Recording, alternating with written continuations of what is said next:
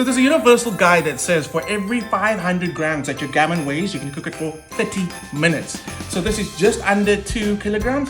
So we're gonna cook it for just under 2 hours. And in the meantime, we're gonna make a seriously delicious glaze. Pineapple and mango juice. It's gonna add a little bit of floral notes, a little bit of acidity, all the tropical goodness that you want in this glaze.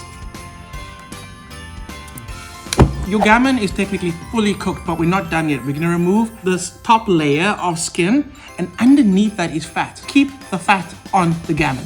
And now what you're doing with a sharp knife is just scoring the fat. What that's gonna do is it's gonna help that skin crisp up and all the excess fat render out of your gammon. Gammon looking crispy. Make sure you get this glaze in every bit of the gammon.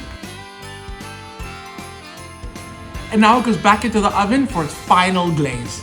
This is how I do my gammon at home. It looks pretty retro, but it is full of tropical and spicy flavors. You're gonna wanna make this.